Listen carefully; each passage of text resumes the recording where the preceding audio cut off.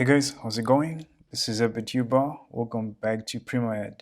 In this video, I'm going to show you how to work out quadratic equations of this type. Okay, so here you have 12 minus x minus 6x squared equal to 0. And you also have 4x squared minus 11x plus 6 equal to 0. So this types of quadratic equations, that's what we're going to work out today. I'm just going to do one example. These are called advected quadratic equations. Okay, that's the special name for this type of quadratic equations. So we're going to do a simple question based on the questions that I just showed you. First of all, we have to factorize. Okay, so we will factorize this expression given here. Okay, so it's supposed to read factorize the following expression, because this is just an expression. And then when the expression becomes an equation, then you're asked to solve. Okay, so hence or otherwise, this hence here, it simply means you can use your factorization process to answer this question, or you can work it out some other way. Okay, so in this video, we're going to use our factorization and then use our factorized expression to calculate the value of the equation. Okay, we have 12 minus x squared equal to 0. We want to be clear on two aspects. We want to be clear on what we call the product. So we want to be clear on the product of the expression, and we also want to be clear on the sum of the expression. So the product of the expression, it's this number here, which is a standalone, so 12 multiplied by negative 6, this one. Okay, so your product is going to be 12 multiplied by negative 6.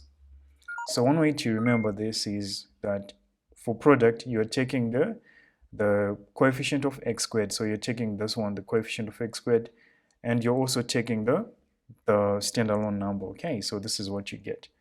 And notice that I didn't work out what's 12 multiplied by negative 6, just because that's not really my objective. My objective is to find two factors, okay, as I'll tell you very soon. So you're also supposed to be clear on what we call the sum. So the sum would be the coefficient of the term in x. So the term in x would be this this term here. Remember, a number owns the sign to its left hand side. Okay, so this x actually comes with the negative here. The coefficient, that's what we're interested in. It's minus 1. We want a product of two numbers such that when you multiply them, you get this product 12 times minus 6. And then when you add them, you get negative 1.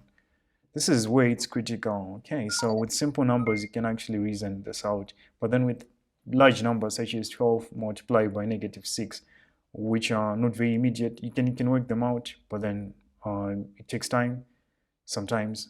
Okay, so there is actually a faster way of working out the products without having to calculate this product here. Okay, so what you do is you have your first two numbers. Your first two numbers are simply these numbers given here. So I have 12 multiplied by, let me actually use a space to the side, okay, so that we can have more space to work with. So 12 multiplied by, this time I'm just going to ignore the signs a little bit, okay, because it's unnecessary, at least for the exercise that we're going to do. And then we'll recall our sign afterwards. So here you have 12 multiplied by 6. Can you work with 12 and 6 to give negative 1, a sum of negative 1? Obviously no. Okay, so you have to manipulate these two numbers. Here is how you do it. When you divide one side by a certain number, you should multiply the same side, the other side by the same number. This makes sure that our product is the same. Okay, let me actually illustrate this one. Because the numbers they're in a good position for a quick illustration. Okay, so here 12, I can divide this one by 2. So I'm going to divide this 12 by 2, then I get 6. And I'm going to multiply the 6 by 2. Okay, so I divide by 2. That same number, I have to multiply the other factor by the same number. Okay, so this one would be 12. Notice that I didn't actually change any product here. So you're going to do the same.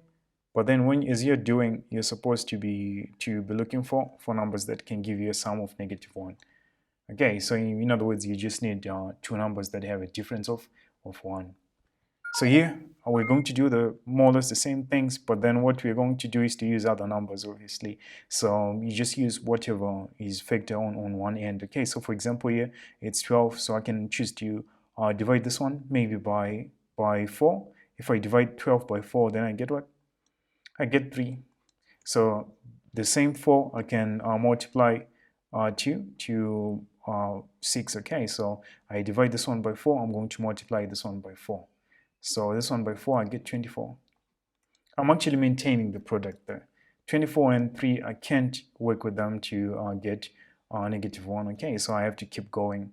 So here I can try, if you divide by 2, that's a problem. You would end up with the same 12 that you had here. So I want to be creative a little bit. So we can divide this one, maybe this time by 3, okay? So I'm going to divide 24 by 3 because 3 is a factor, and then it will give us a unique number. So when you divide this one by 3, you actually get 8.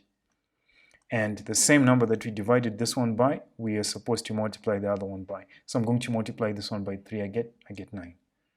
So 8 and 9, these I can work with, okay, because they have a difference of 1. Now what you just have to ascertain is how can I use 8 and 9 to get -1? To get -1, you should have 8 minus 9, okay, that's how you get -1. So your factors are actually 8 and -9, okay, the numbers which you used are your factors. And then what you do now is for factorization, you say 12 minus x minus 6x squared like this equal to. So this one, the negative x, you're supposed to replace it with these ones here.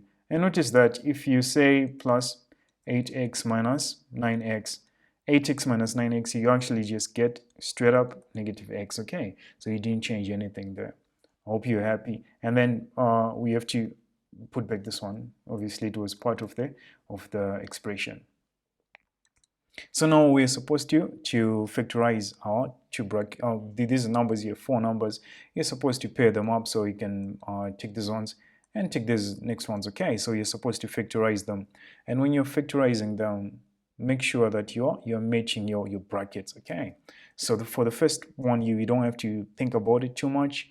You just have to create some brackets, but then you have to make sure that the same bracket that you have, you would be having with the next pair as well. So here you factor out what's called the highest common factor. For 12 and 8, it's obviously 4. Okay, so I'm going to use 4 here.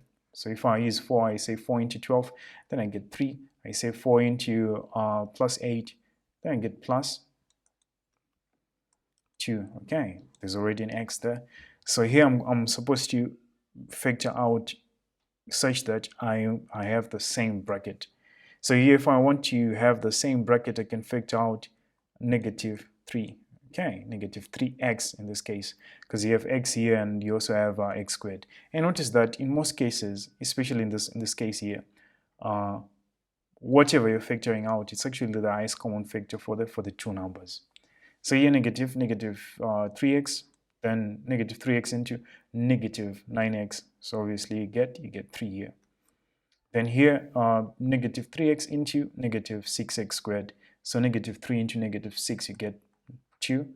And then obviously there was this x here. Since x into x squared, you get x. Okay, so you get this. And notice that my bracket, this bracket here, it's the same as this bracket here. This is very important when you're doing a factorization. So afterwards, what we just have to do is to factor out the common bracket. So if you factor out the common bracket, if you say common bracket into this, you're left with this 4 here. So I'm going to write 4, and then common bracket into this common bracket, you're left with this one. So minus 3x like this. So this one would be your factorized expression. Okay, I hope that you're happy.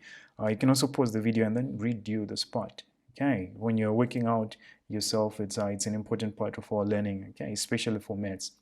So the second part asked us to evaluate this equal to 0, okay, so now we have to solve the equation.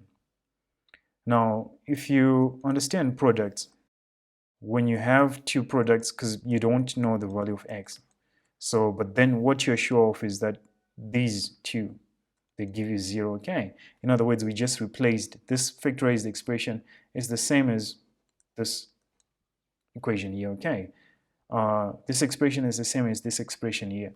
So if it's the same, that means we can just take this one and then replace to this. So it's saying it's equal to 0. If you understand products, we can only get 0 if one of the numbers is 0. So for example, if you can say 2 by 3, 2 by 3 is certainly 9. For you to get 0, one of these should be 0. Okay, so for example, if you multiply by 0 here, this can then give you 0. Okay, so either this bracket is 0 or this bracket is 0. So I'm going to say 3 plus 2x is equal to 0, or 4 minus 3x is equal to 0. So here I'm going to say 2x is equal to, this one I'm going to put it to the side. So if you put it to the side, there are sign changes. This is called transposing a number.